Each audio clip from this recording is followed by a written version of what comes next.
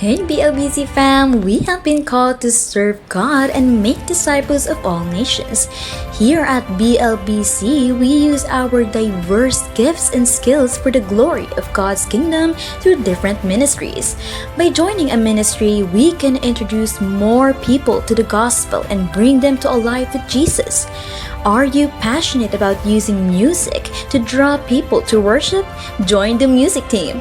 Want to use multimedia and technology to spread the word of God? You're welcome at the media team. Ready to give a warm smile and a guiding hand to church attendees? We're glad to have you at the ushering ministry. Express a heart of worship through dance and movement. Join the dance ministry. Love serving through food and hospitality? Nourish both body and soul with the kitchen ministry. Guide Christians in their walk with God by learning and sharing biblical truths. Come and be a part of the Christian education ministry.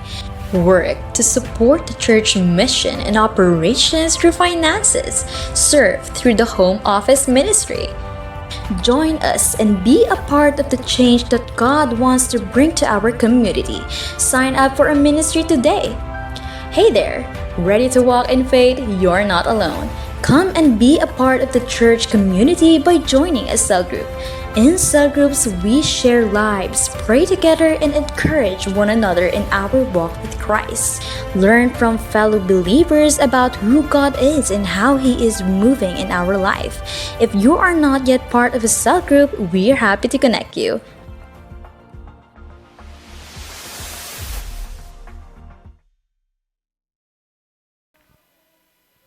Ayan, good morning po sa ating lahat. So right now po, why don't we stand and bigyan po natin ng um, worship si Lord and ibigay po natin yung sarili sa Kanya.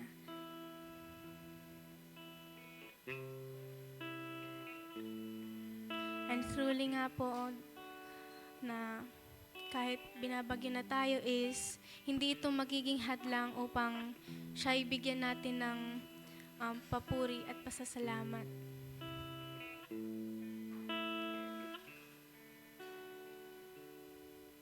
So right now po, let's offer this time para siya po ay ating bigyan ng worship and papuri po.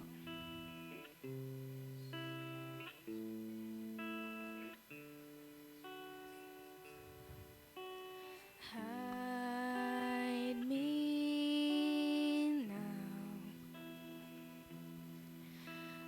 under your wings. Cover me within your mighty hands. When the oceans rise and thunders roar, I will soar with you above the storm. Father, you are king over the flood. I will be still, know you are God. Find rest, my soul, in Christ alone.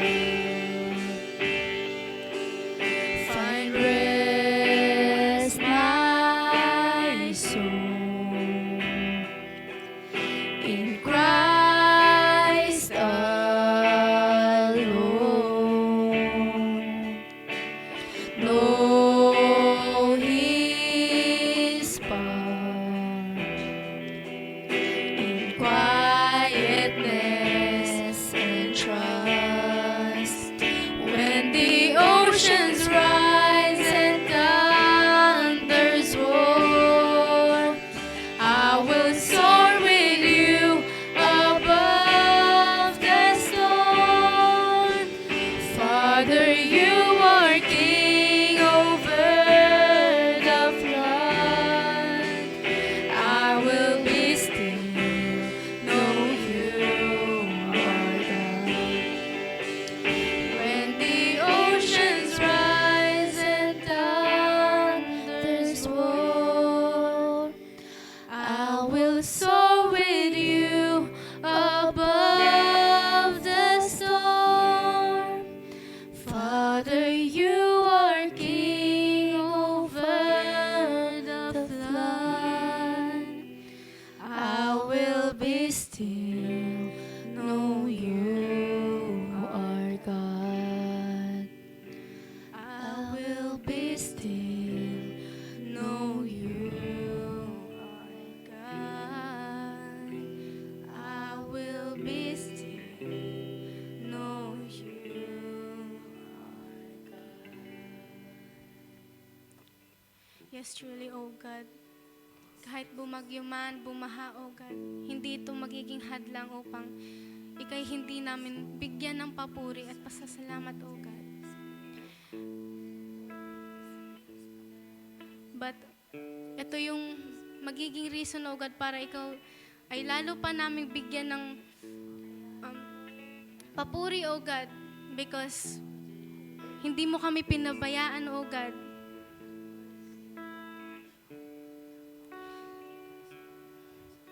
And Lord, thank you, O God, dahil kahit na may mga circumstances kaming pinagdadaanan, O God, and every battle, O God, na nakakaharap namin is, andyan pa rin kayo, O God, sa tabi namin. And hindi kami kailanman pinabayaan, O God.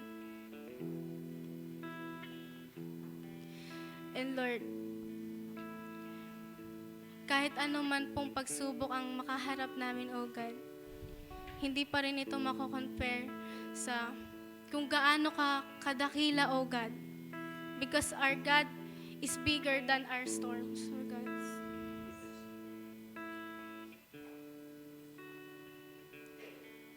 And Lord, kung meron man po kaming pagdududa or mga kasalanan na gawa is, patawarin niyo po kami, O God.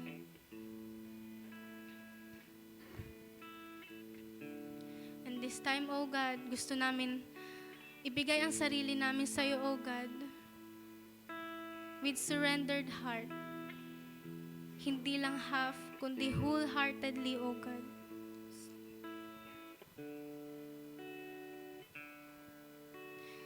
And Lord,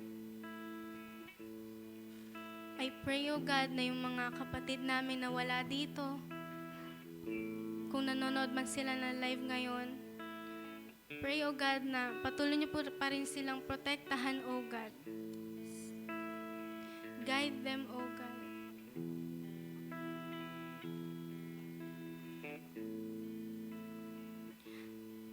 And Lord, kahit ano man pong mangyari, O God, guide us, O God, and protect us sa anumang pong kakaharapin namin, O God. Because we believe, O God, ma-overcome namin dahil may kasama kaming Lord na katulad mo, O God.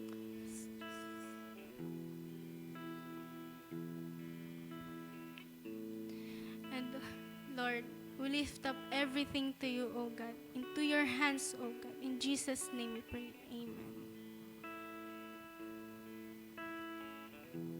Let's continue to feel His presence.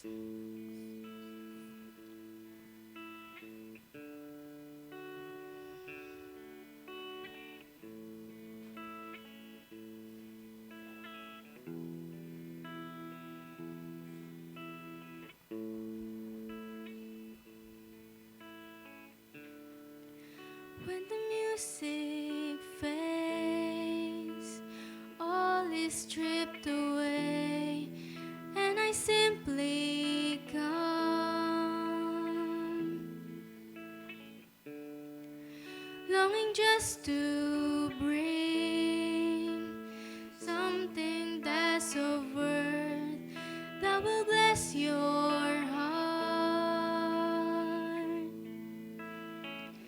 I'll bring you a song in itself is not what you have required.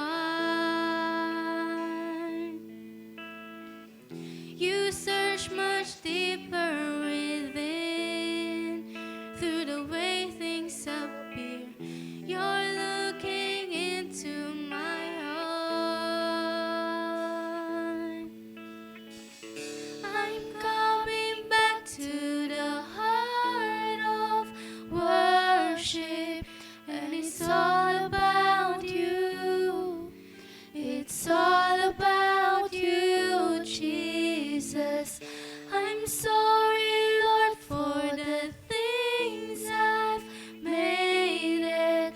When it's all about you, it's all about you, Jesus.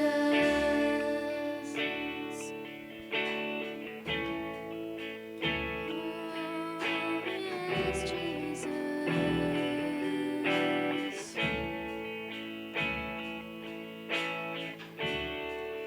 King of endless worth, no one could express how much you deserve.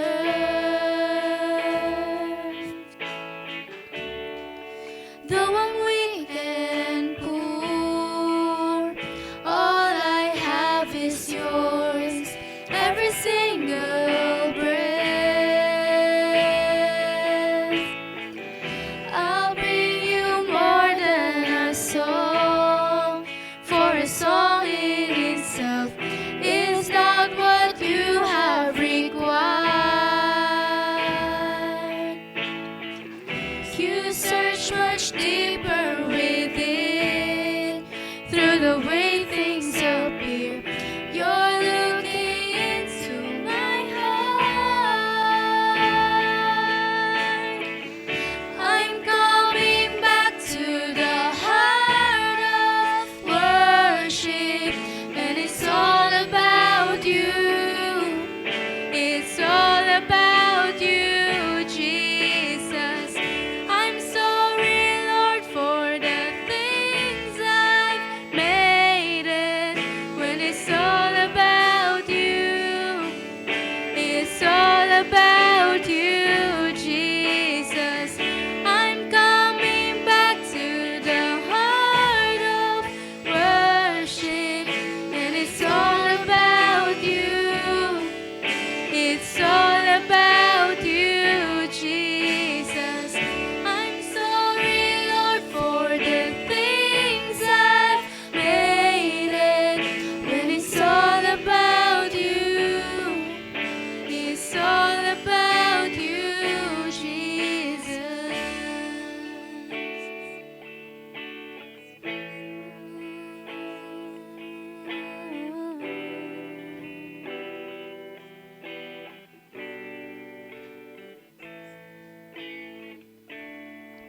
It's all about you.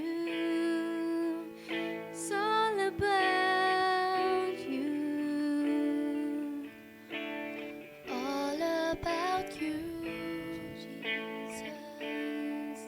It's all about you. It's all about you. All about you, Jesus.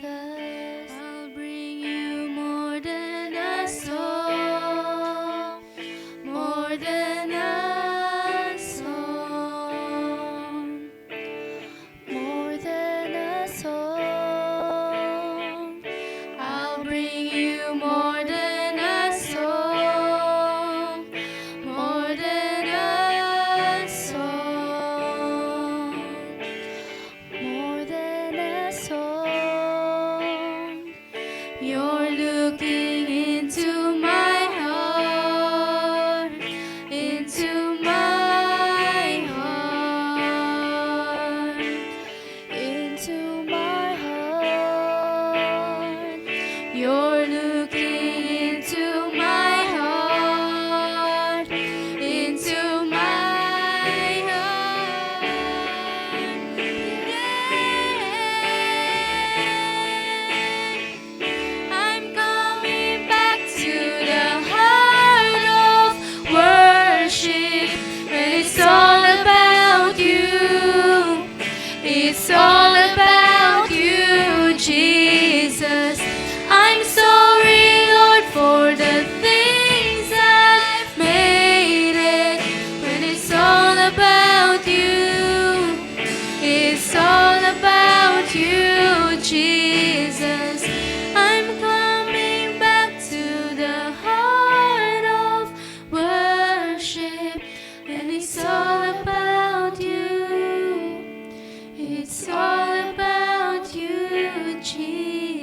I'm sorry, Lord, for the things I've made it.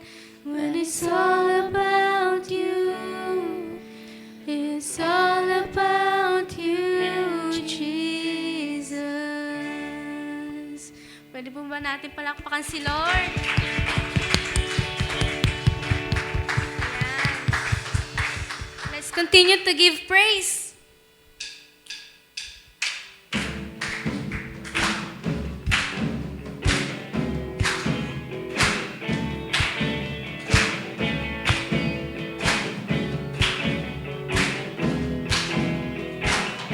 I give you glory for all you've brought me through.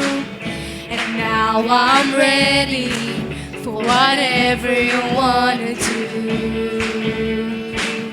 I'm looking forward to follow after you. And now I'm ready for whatever you want to do. Your presence is an open door. I want you, Lord, like never before. Your presence is an open door.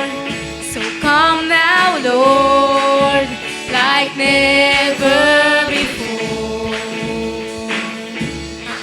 This season, grace has been enough, and I'm believing the best is yet to come. Lord, your presence is an open door. We want you, Lord, like never before. Your presence is an open door. So come now, Lord, like never before.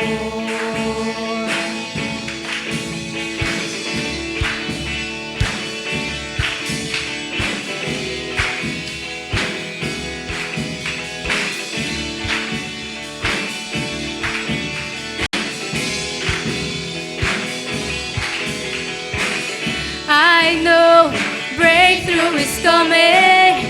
By faith, I see a miracle. My God made me a promise that it won't stop now. Won't stop now. I know breakthrough is coming. By faith, I see a miracle. My God made me a promise that it won't stop now. Won't stop now. I know breakthrough is coming.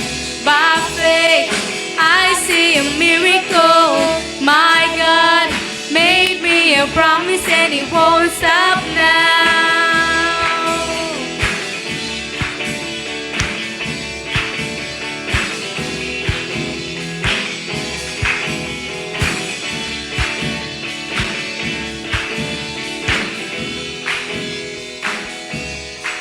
Your presence is an open door. We want you, Lord, like never before. Your presence is an open door. So come now, Lord, like never before.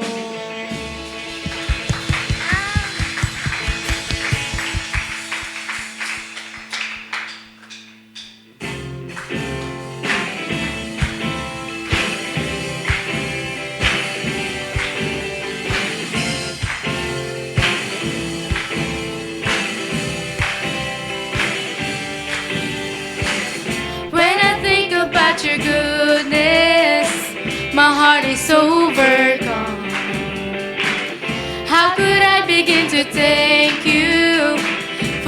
everything you've done. Cause you keep on loving me, and it caused my heart to sing. Oh, you make me come alive again. Oh, you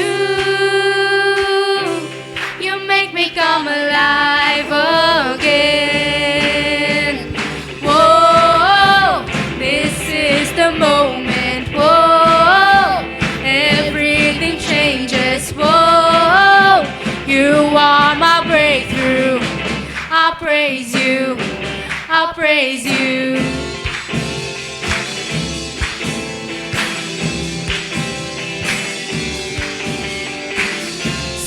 Come on everybody, it's time to celebrate, and we will never stop singing and lifting up your name.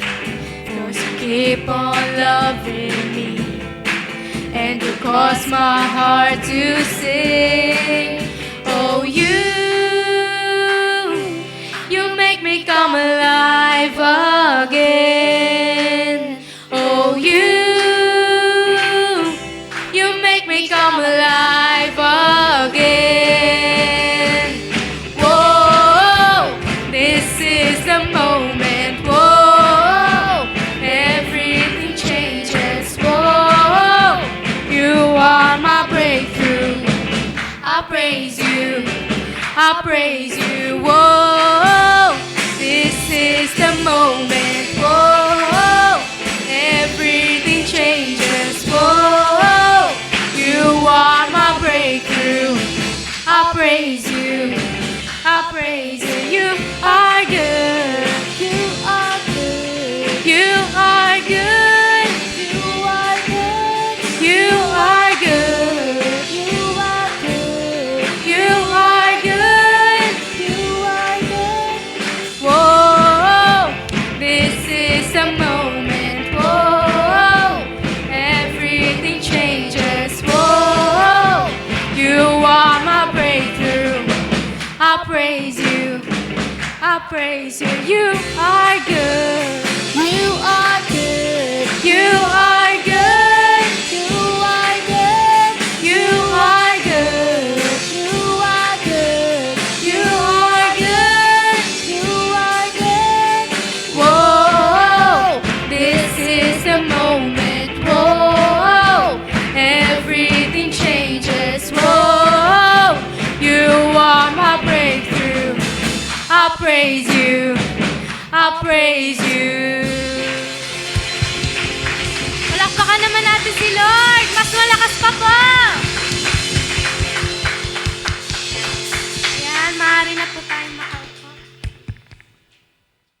Tayo po ay tumayong lahat and let's read Psalms 34 verse 1. Let's read. I will praise.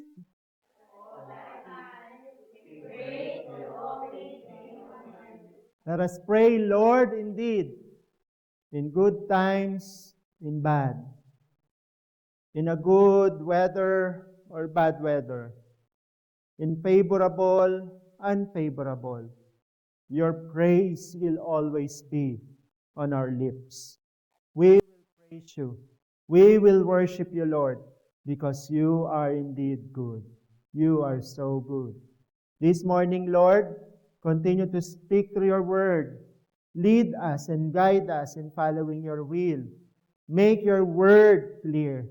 May the revelation of your word, Lord, indeed give illumination in our hearts and in our minds so that we will be indeed guided as we walk in your ways and in your truth.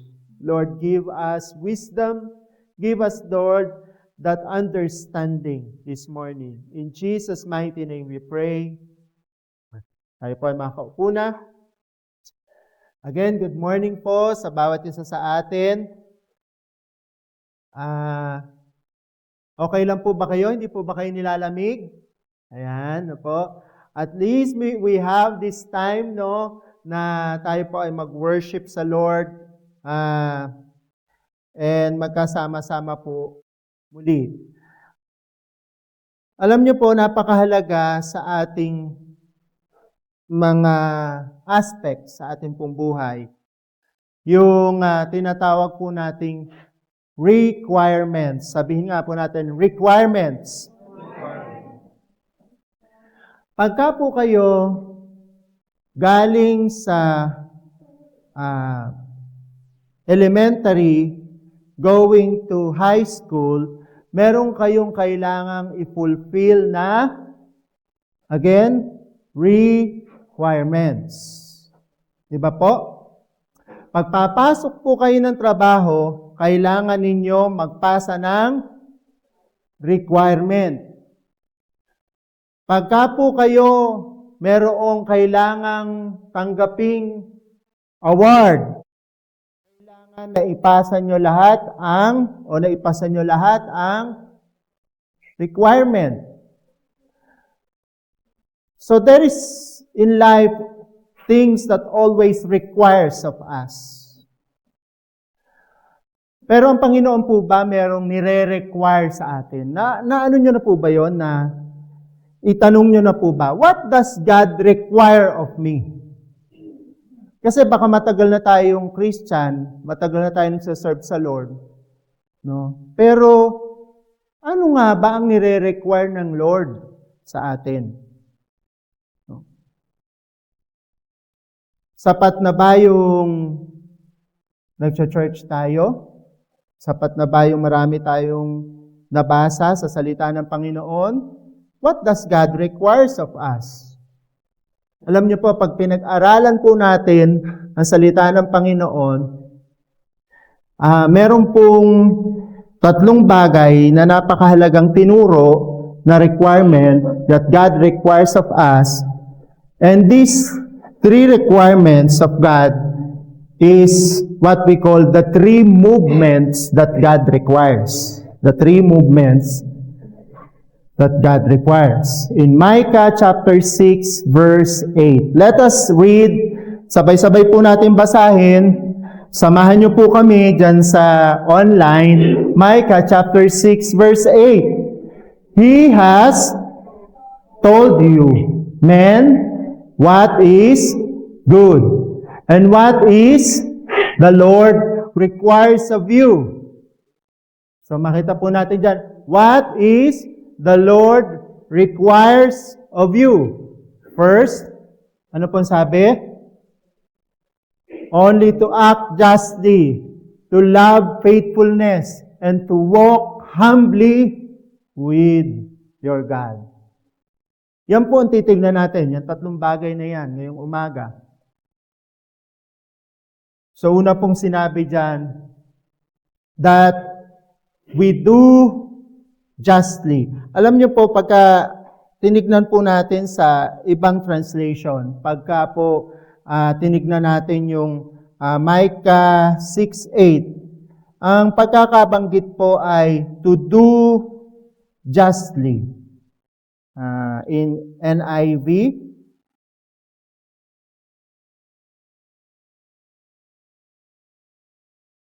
sabi po sa Micah 6:8, He has shown you, O mortal, what is good, and what does the Lord require of you? Sabi sa NIV, to act.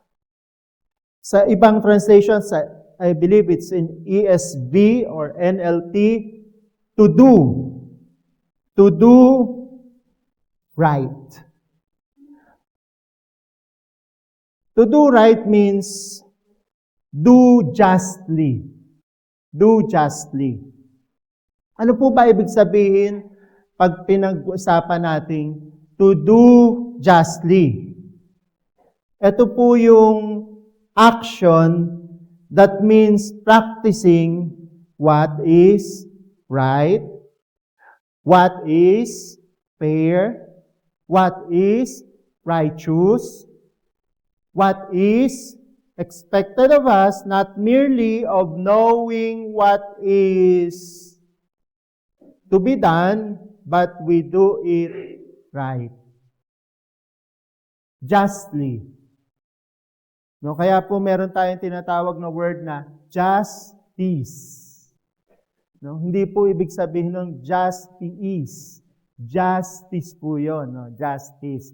O yung, sa iyo iba, basta magtitiis na lang ako. I will just tiis. No, hindi po yun yun. Ay, ibig sabihin po nun, justice. Bakit parang napakaseryoso nyo naman ngayong umaga? Yan ba epekto ng lamig? Justly. We do right. We do it justly. There is justice that God requires. Ano po yun? Sa atin pong mga ginagawa, sa atin pong pagsasagawa ng mga bagay-bagay sa atin pong buhay. It's not enough that we know what is right. It is about doing what is right. Yun po yung sinasabi dyan sa salita ng Panginoon, Micah chapter 6 verse 8. Baka yung isip natin, punong-puno na ng what is right, what is righteous. Ilan ang nagawa natin? Doon pumapatak yung sinasabi na requirement that God requires. Ilan ang nagawa natin justly? Sabi dyan, to act justly. Ibig sabihin, may action. Ibig sabihin, talagang pinapractice natin. Kasi po sa Christian ethics, ang labanan, hindi alam mo kung ano ang tama o ang mali.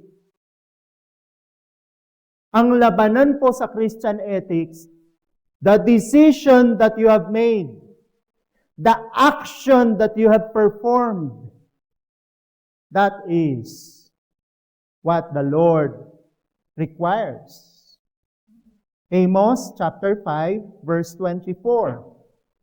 If we will look the word of God in Amos chapter 5, verse 24, but let justice flow like water, and righteousness like unfailing stream.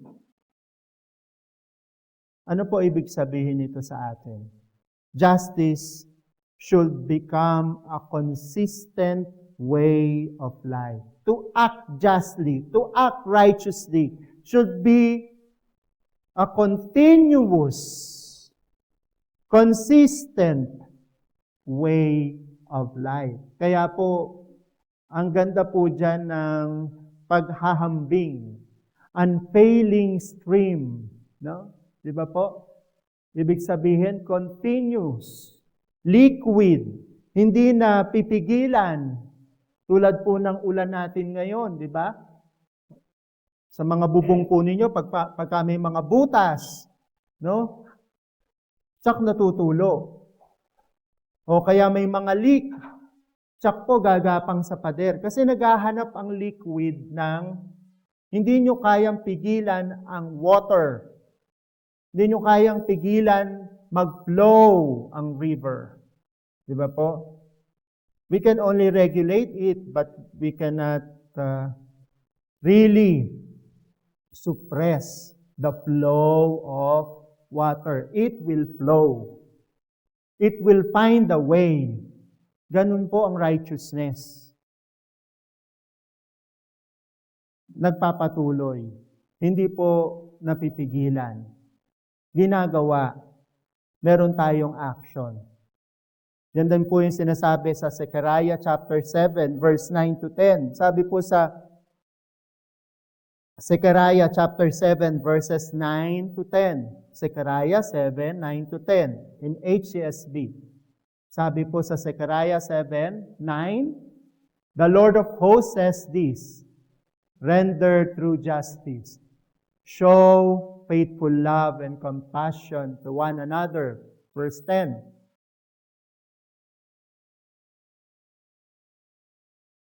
yan. Do not oppress the widow or the fatherless, the stranger or the poor, and do not plot evil in your hearts against one another.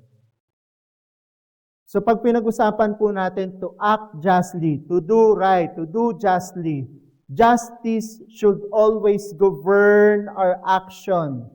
Justice is always connected with how we treat people. We treat people, sabi po dyan, in verse 9, fairly. We make fair decision. We show faithful love. We show compassion. Yan po ang nire-require ng Lord.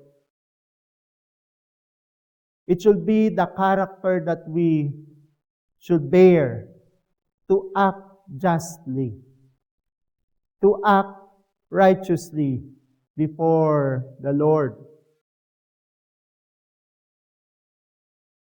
Mahalaga po sa atin itong character na ito.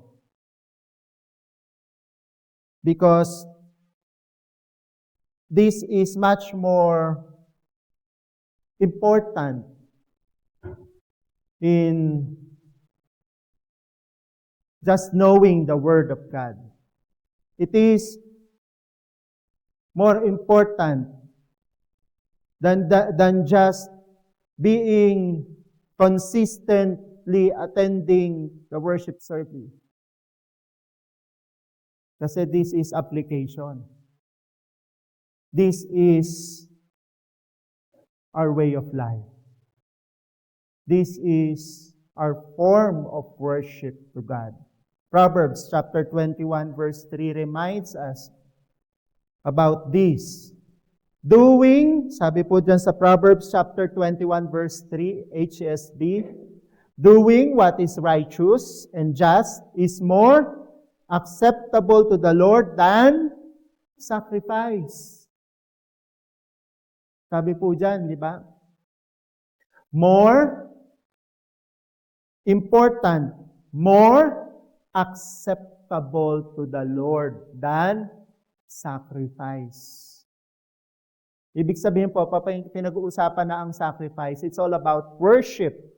It's all about giving something to the Lord. It's more than that surrendering something.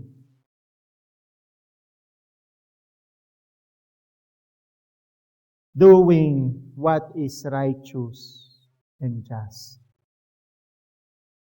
Doing right means choosing righteousness, even doing wrong would be easier. Pag sinabi po natin doing right, pag sinabing po natin doing justly, or being just, it means choosing righteousness. Kahit alam natin, mas madali namang gumawa ng hindi maganda. Mas madali naman, mas easier naman na gawin yung hindi just. Pag pinag-usapan po natin, doing right, it means choosing righteousness. Deciding always to do what is the Lord requires. The Lord is expecting of us. Pag pinag-usapan po kasi natin yung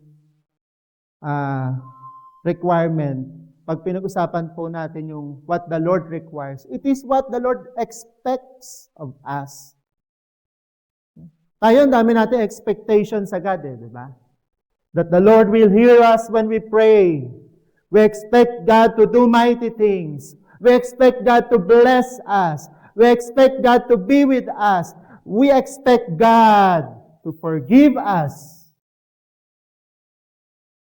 Pero natanong po ba natin, what does the Lord expects of me?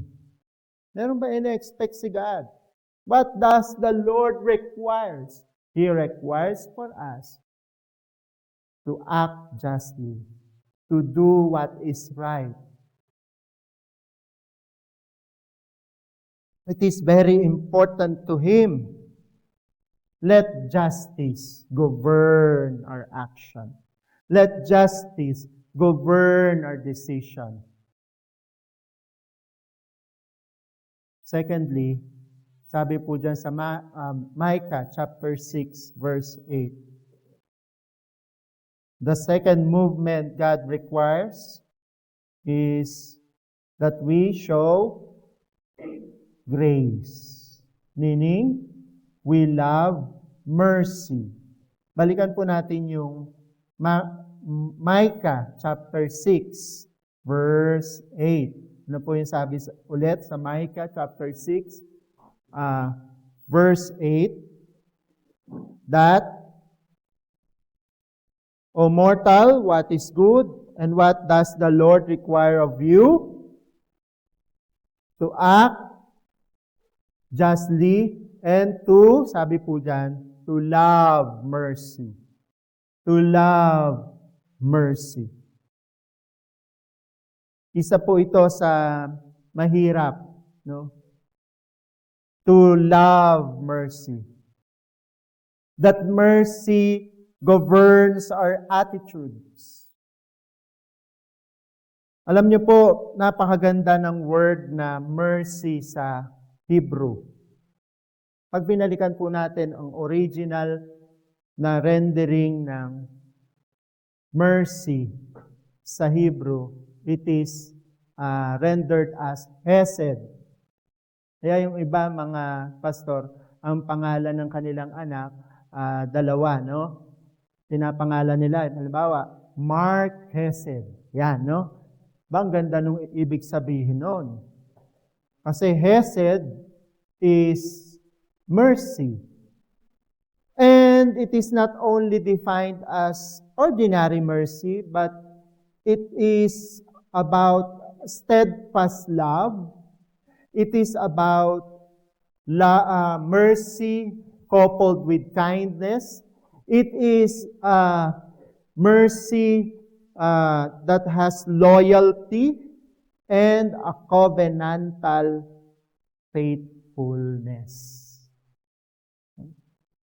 Ganda pong balikan ng word na yan kasi isang word pero napakalalim at napakalaki ng sinasabi sa atin paano tayo magpapakita ng kaawaan o how we will love mercy.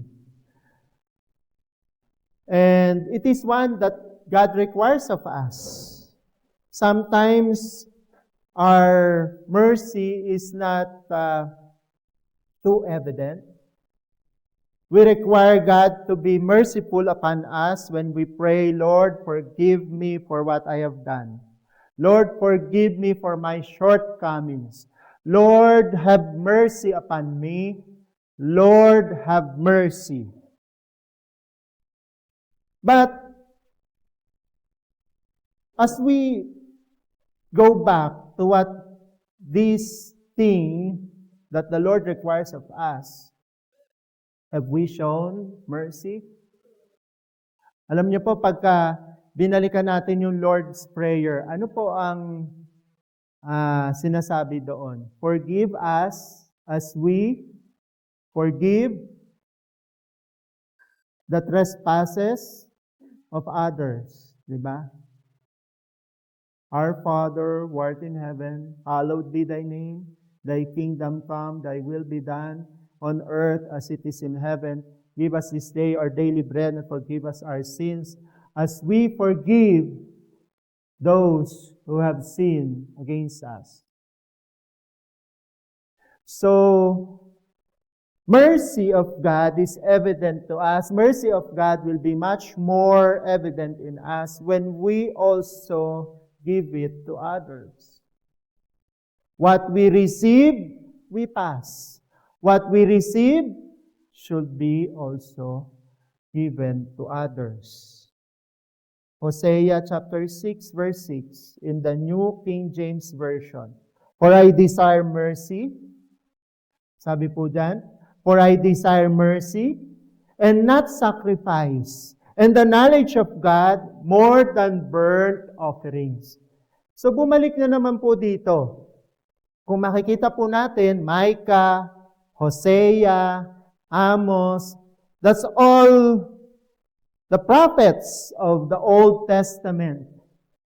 And during their time, Israel is going through a very tough time.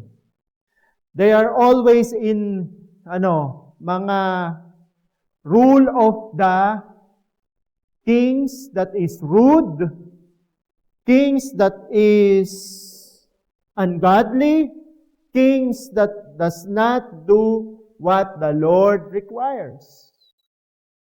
Pero ano sabi dito sa Hosea 6:6? Desire mercy. Desire mercy. Show grace. Show compassion. That mercy should govern our attitudes. Naawa po ba tayo? Nagkakaroon po ba tayo ng kaawaan sa mga tao na malayo sa Panginoon? Hindi nakakakilala sa Panginoon? Or, thank you Lord, hindi ako katulad niya. Remember the two men who have come to the temple? One is the Pharisee, the other is the publican or the tax collector. They both prayed to God. Ano sabi nung Pharisee? Lord, mabuti na lang ako, nagtatites ako sa iyo. Mabuti na lang ako, palagi ako sa temple mo. Mabuti na lang, righteous ako. Pero ano sabi ng publican? He beats his chest. He beats his chest strongly. Ano sabi niya? Lord, I am a sinner before you. Have mercy upon me. Have mercy upon me, O Lord. You know, if we experience true mercy of God, the true mercy of God, we will also show compassion to those who have not yet received mercy and compassion and relationship sa ating Panginoon. Mga taong hindi nakakilala pa sa Panginoon. Because that is what the Lord requires of us. God wants mercy flowing from relationship with Him, not merely religious rituals.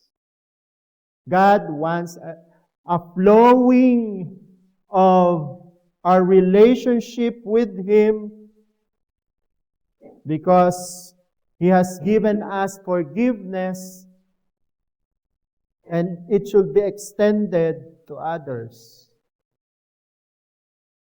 That is why in Luke chapter 6 verse 36, malinaw mismo, in the very lips of our Lord Jesus Christ, in Luke chapter 6 verse 36, sabi po doon in the NIV, be merciful just as your Father is merciful.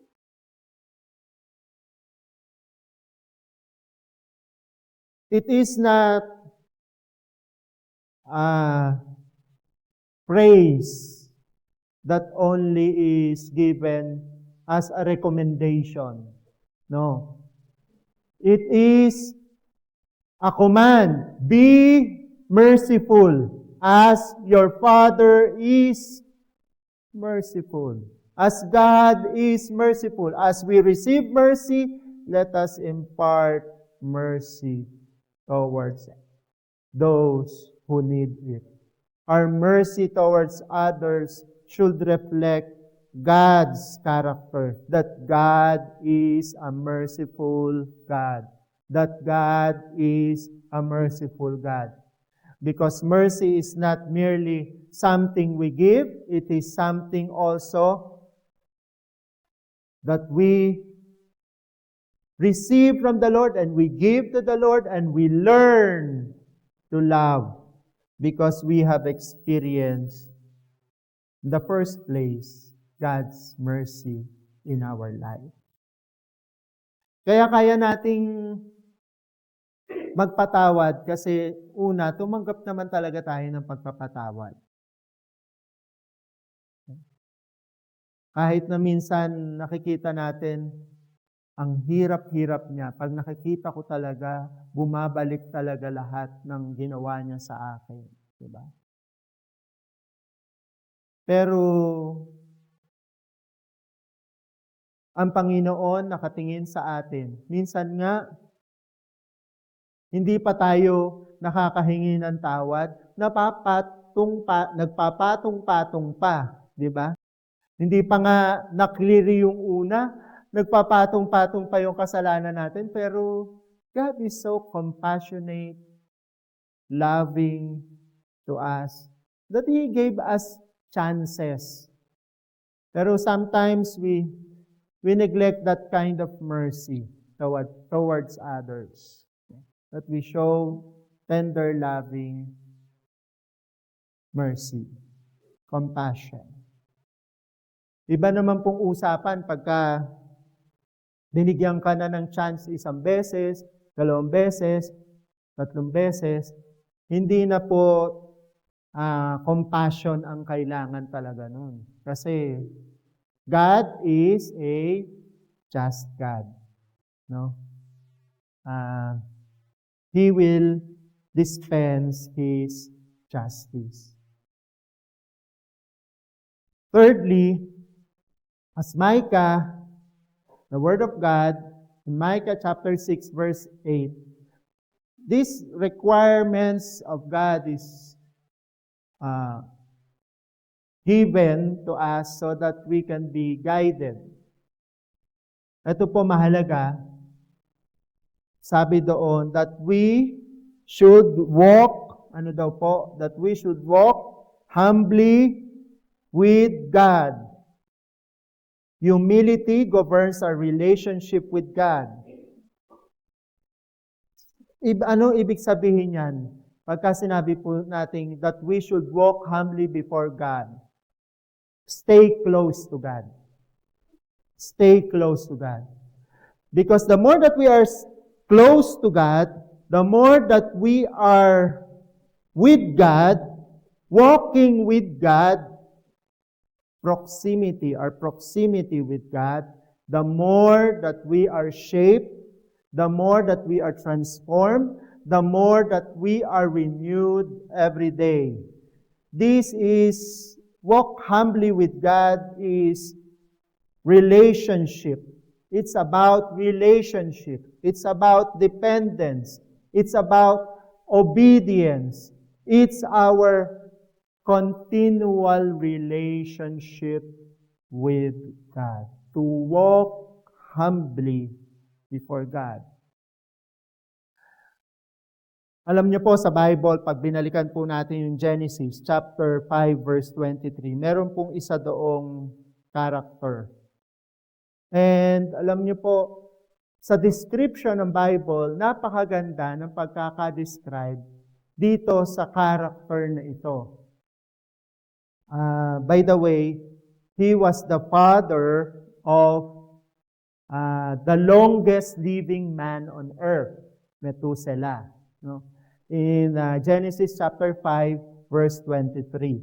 Sabi po, Enoch lived, ang ganda ng description niya, Genesis 5:23 to 24, Enoch lived 365 years. Enoch lived 365 years. Verse 24, walking in close fellowship with God. Ano pa po? Then one day, he disappeared because God took him. Alam niyo po, itong si Enoch was one of the characters in the Bible that has not experienced death. Dalawa lang sila na itala na hindi talaga sila nakaranas ng kamatayan. Una si Enoch, pangalawa si Elijah because of the chariots of fire, no?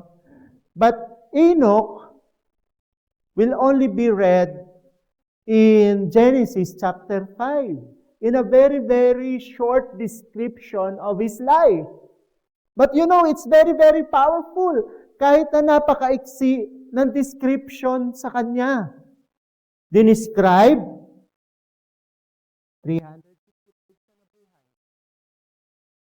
365 years. He lived for 365 years.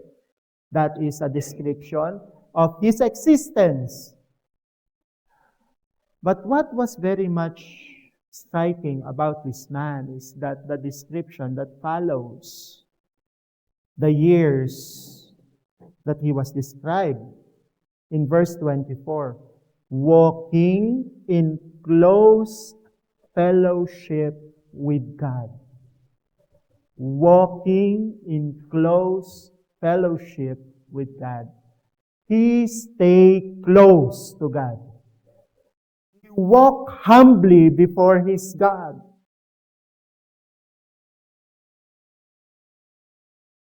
And what's the price of walking humbly in close fellowship?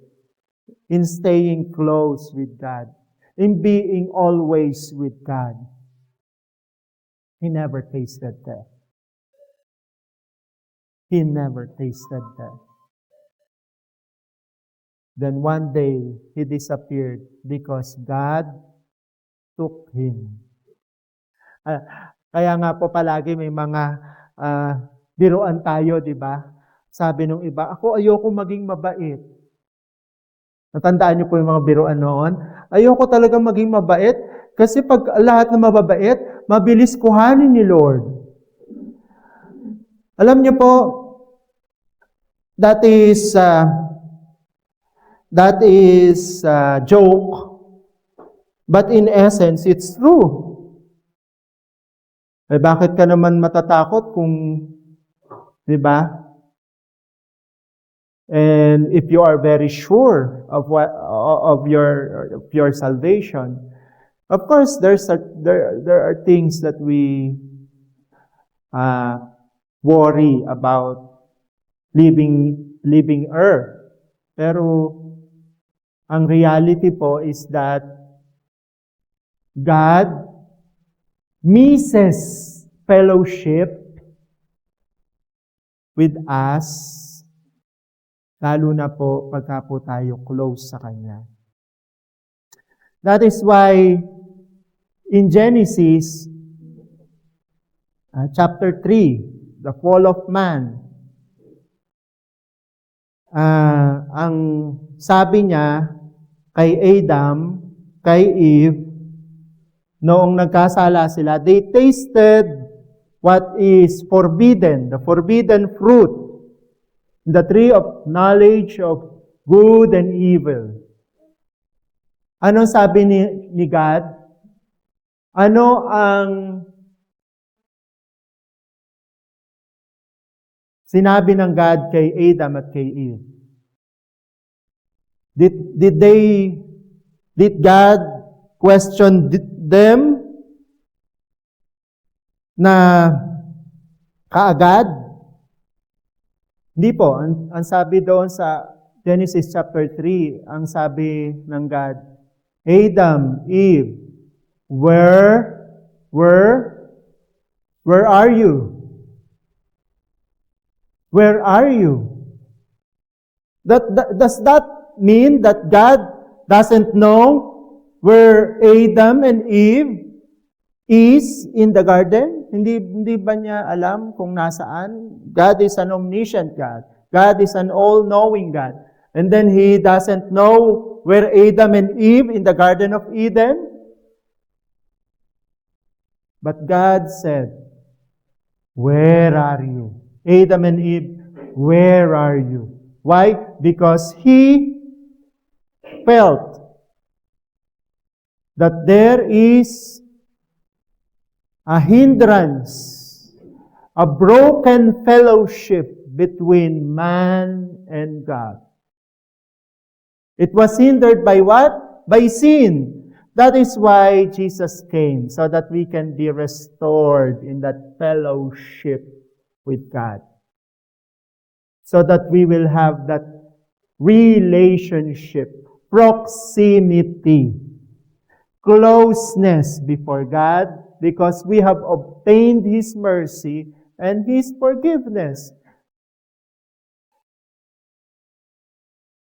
Kaya po sabi doon sa Deuteronomy chapter 10 verse 12, ito po sinabi sa mga Israelites. The way that they were given and reminded about the law. But again, they were also reminded by the Word of God. Deuteronomy 10 verse 12. And now, Israel, what does the Lord your God require of you? But to fear the Lord your God, to walk in all His ways, and to love Him, to serve the Lord your God with all your heart and with all your soul. Notice, in this particular verse, that it is again mentioned yung phrase na to walk in all His ways. You know, our journey with God, our relationship with God is a journey. It never stops. Here on earth as it is in heaven. It never stops. The moment that you have known Jesus as your Lord and Savior, your journey begins. Our journey begins to walk in all His ways, to love Him, to serve the Lord with all of our heart and with all of our soul. As we continue to stay close, as we develop that closeness and fellowship with God, we exercise our wholehearted love for Him, to walk in His ways.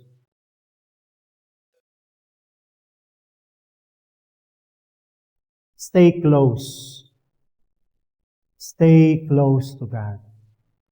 Walk humbly before God. Minsan we do things apart from God's ways. At pagka may mga bagay na ginagawa tayo labag sa kalooban ng Panginoon,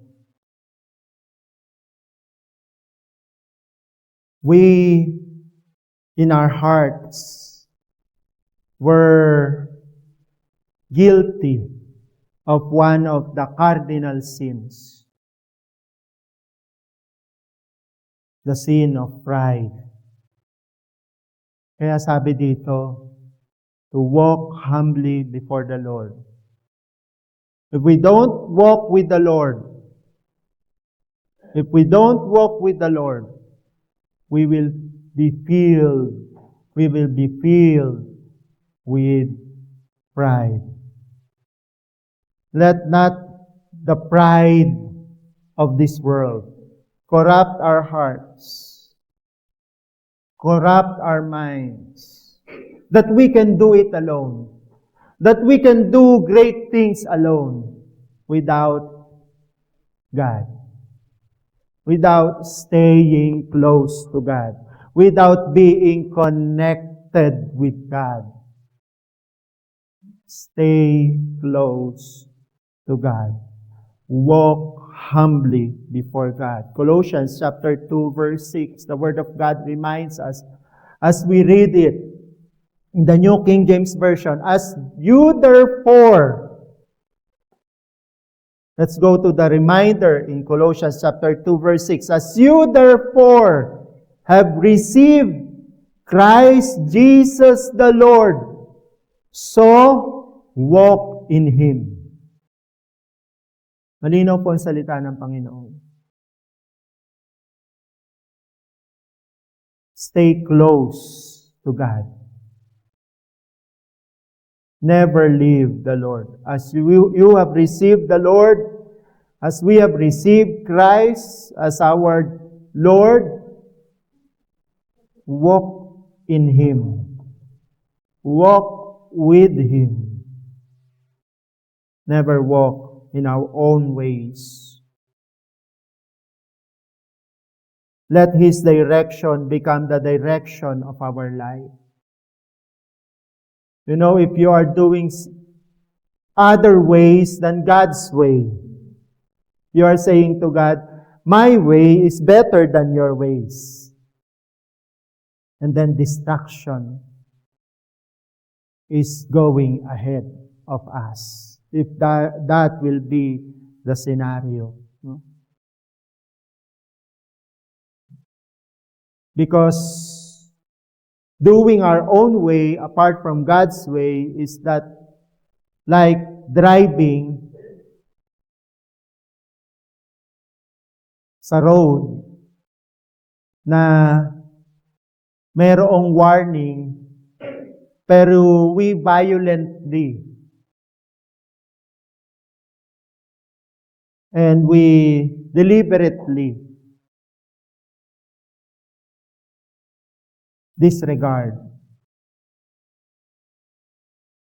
Halimbawa, nakalagay doon, manhole ahead.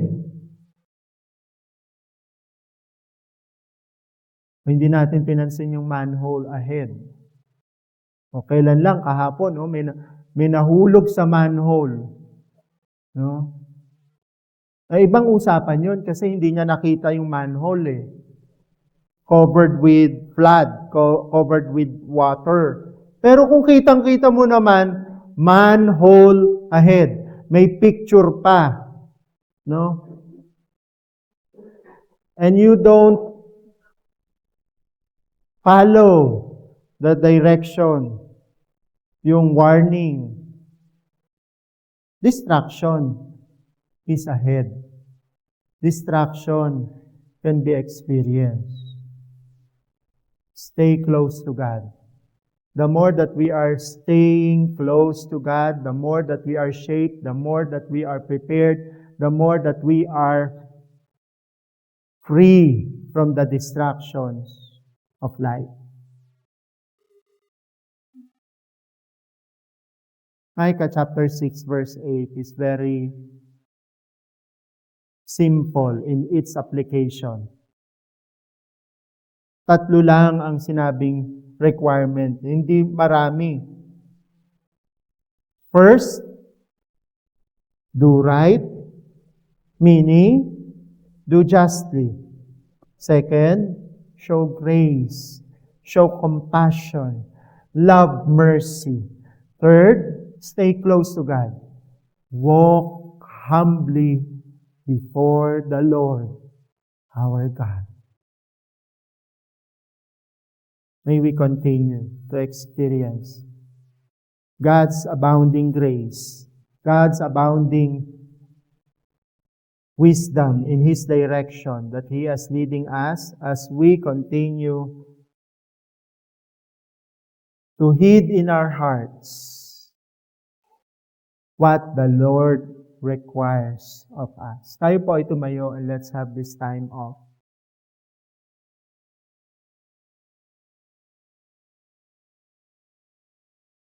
Surrendering to the Lord.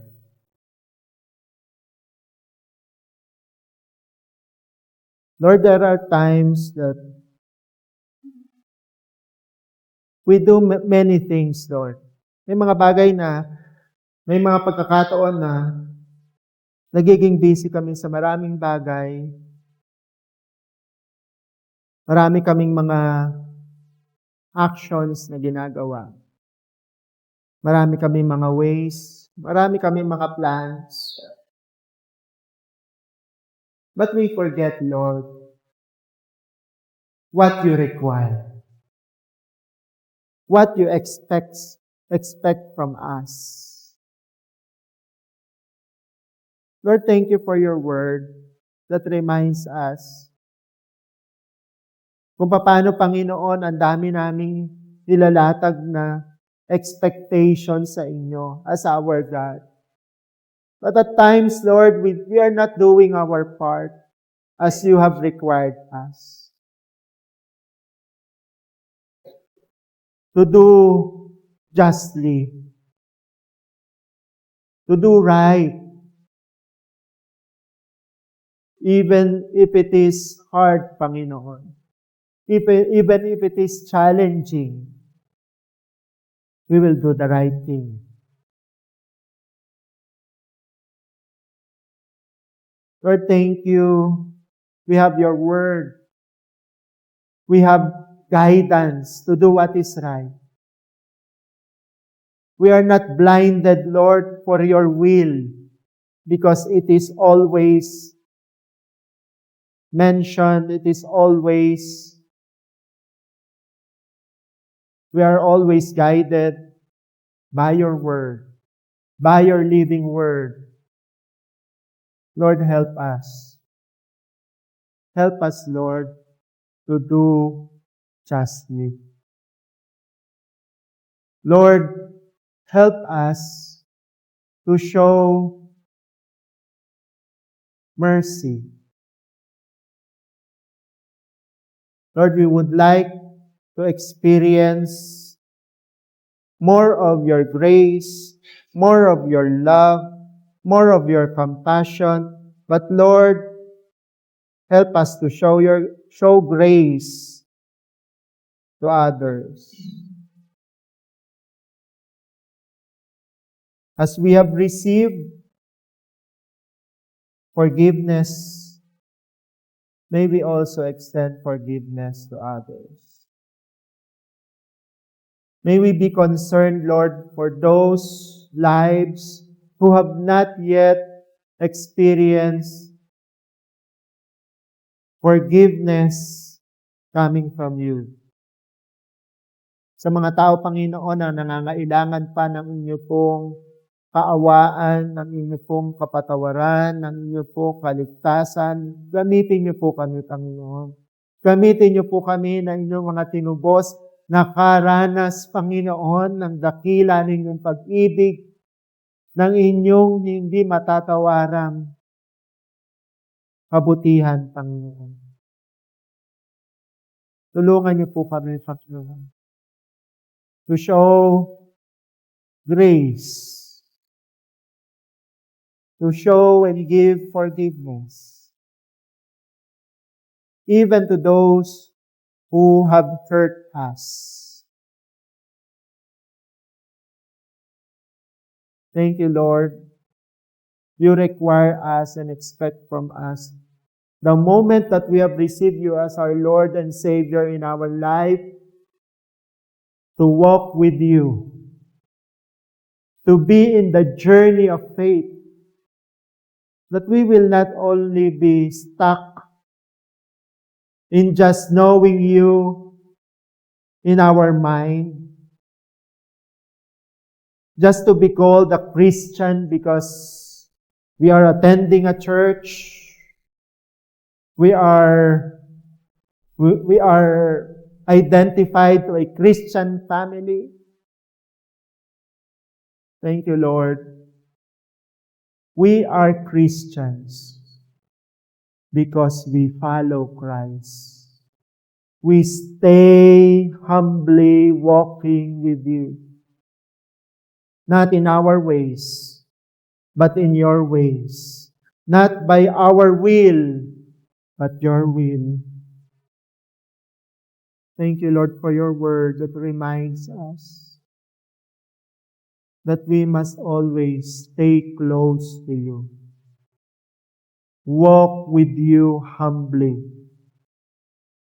Be filled always of your presence in our life. That to be humble, not to be full of pride.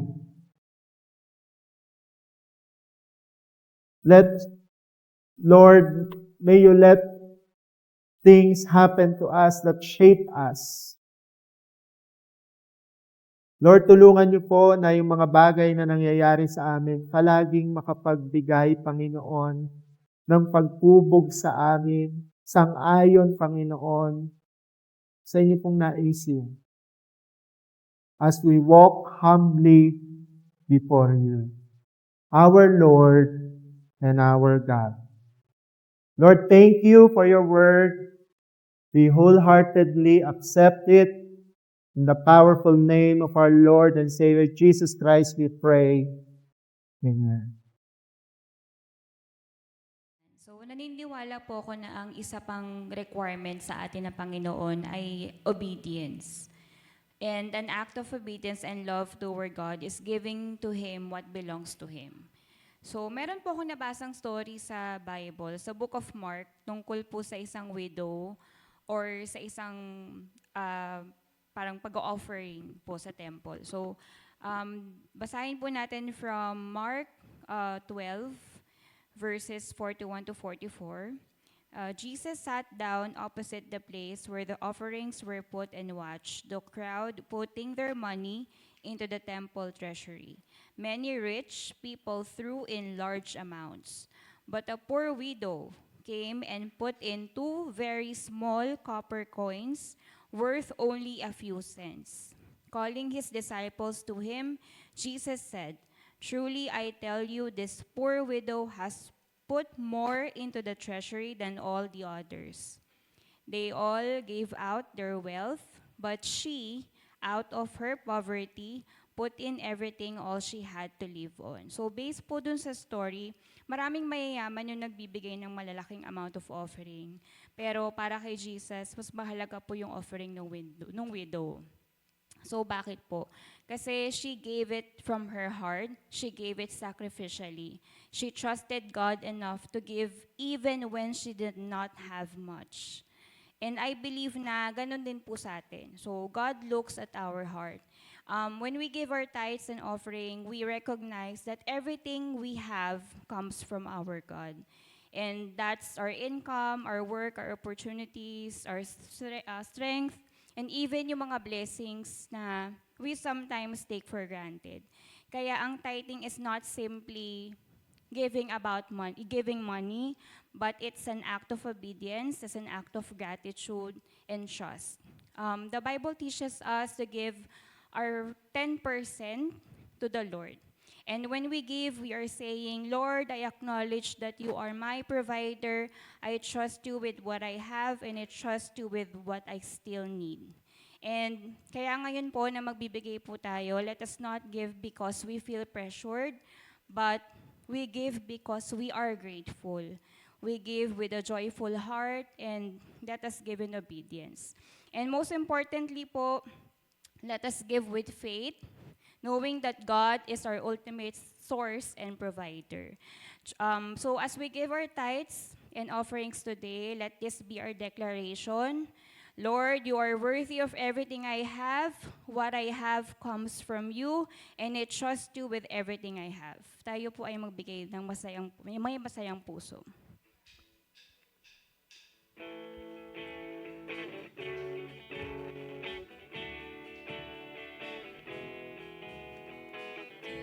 And it will come back to you.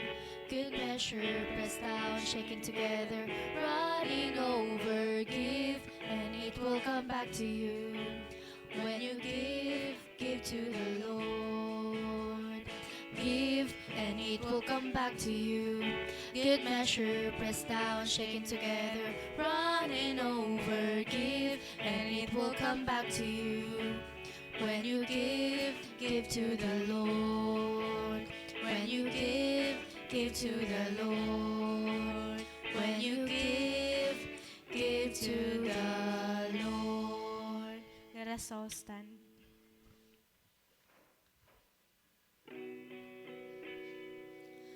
Praise God from whom all blessings flow. Praise Him, all creatures here below. Praise Him above, ye heavenly hosts. Praise Father, Son, and Holy Ghost. Amen.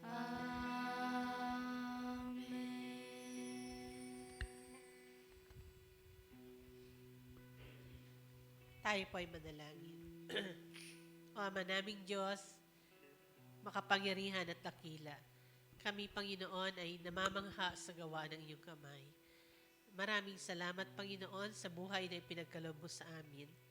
Maraming salamat na ikaw ang Diyos na may hawak ng buong mundo, may hawak ng aming buhay. Masarap pong magtiwala sa inyo dahil hindi mo kami binibigot, hindi mo kami pinababayaan, hindi mo kami tinatalikuran. Lagi kang nasa aming tabi, Panginoon. Nang makasama ka ay puno ng kagalakan, puno, Panginoon, ng kapayapaan, may tagumpay, may tamang direksyon. Maraming salamat, Panginoon, sa buhos ng ulan at sa pagpapahintumo nito. Maraming salamat dahil kami ay ligtas sa kapahamakan. Maraming salamat dahil ang iyong mga mata ay laging nakatingin sa amin at ikaw ang nagbabantay sa amin. Salamat sa lahat ng kasapatan ng iyong biyaya sa aming buhay. Salamat, Panginoon, na ang masamang panahon ay hindi hadlang upang ikaw ay aming sambahin. Nasaan man kami, ikaw ay naroon. Panginoon, marami pong salamat sa inyong kagandahang loob na hindi mo ipinagkakait. Araw-araw, Panginoon, ikaw ay mabuti.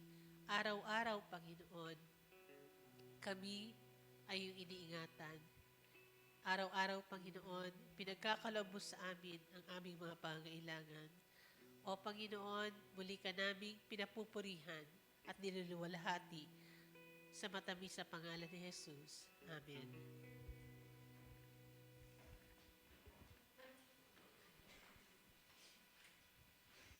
Ayan, so maulang umaga po sa ating lahat and hello po sa mga online viewers ba yung tawag doon? Online viewers namin. Miss po namin kayo. And so for our announcement, we have our Sunday worship service every Sunday. That's 10 a.m. And we also have our Sunday school para sa mga bata. We also have our prayer gathering po every Wednesday. Pag Wednesday po, 6 p.m. po yun, online lang po siya. So pwede po tayong mag-join. And we also have our Kaugnay Saturday. That is 5:30. So since wala naman na po tayo mga pasok every Saturday, we can join po ng 5:30 a.m. And that's Kaugnay. So marami po tayong kasama online. And we also have our commanding prayer every Friday, 6:30 po yun. Face-to-face naman po yun. Punta po tayo dito sa church every Friday ng 6:30. And we are excited for mentoring. Meron po ulit tayong mentoring via Kaugnay. That's August 19. And we have registration fee po na 200. So if you wanna join po, just reach out to your cell group leaders or kay na pastor po if you're interested to join or you want to register na po. And meron po din tayong NatCon sa Davao. Ayan. So may mga nakapag-book na po ng kanilang flight. Naiingit ako. Gusto ko ring sumama, kaya lang may nauna na kaming lakad. But hindi pa po yun, hindi pa huli ang lahat. Pwede pa po kayong mag-book. And for the information kung saan, sa SMX na po ba yung final? Ayun, sa SMX Davao na pala ang final na place for NatCon. So, if interested po kayo, pwede pong mag-book. If you want to ask questions about non details, mag-reach out lang po kayo sa amin. And we also have, ang pinaka-inaantay ng lahat, Youth United sa August 31 naman po. Ayan. So para sa ating mga youth dito, we have registration fee of 29 pesos lang naman. So, pero yung mga visitors nyo, yung mga first-time visitors, free na po yun. So, baka mamaya singilin nyo ba ng 29 na? Huwag yun na singilin yung mga classmates nyong first time pupunta dito sa ating church. And then, ng final na damit po ay, wala pa pong final na ano mo tawag doon? Outfit. So, mag-a-announce na lang po kami ng final na outfit and other details next week. Ayan. So, for other announcement, bigay ko po kay Pastor.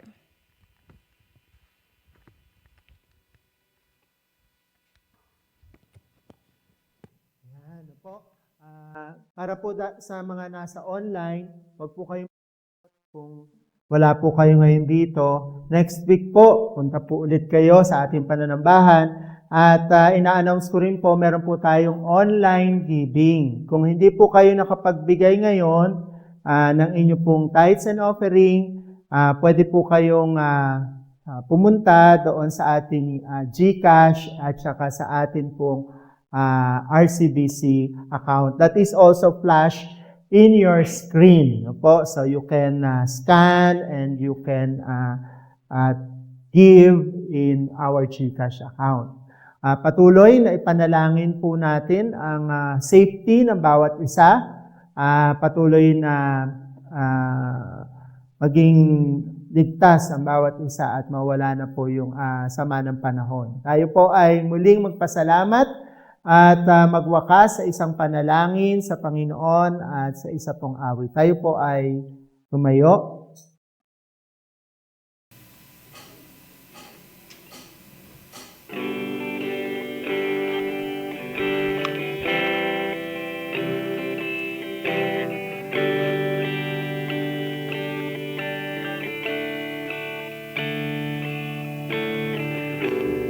Lord bless you and keep you. Make His face shine upon you. Be gracious to you. Lord turn His face towards you and be with you.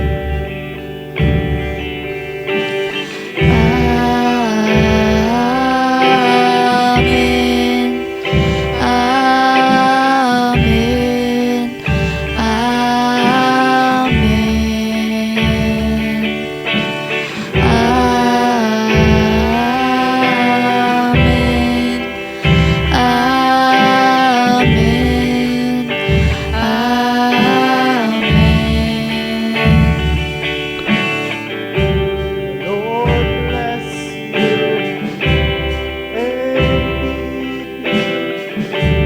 Make His face shine upon you. Be gracious to you.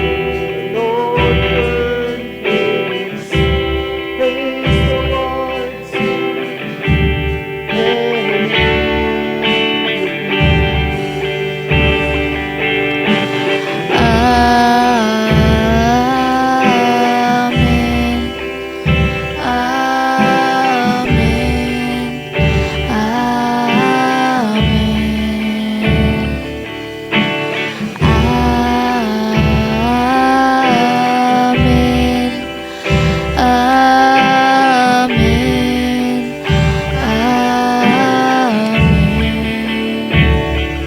Amen and amen. God bless po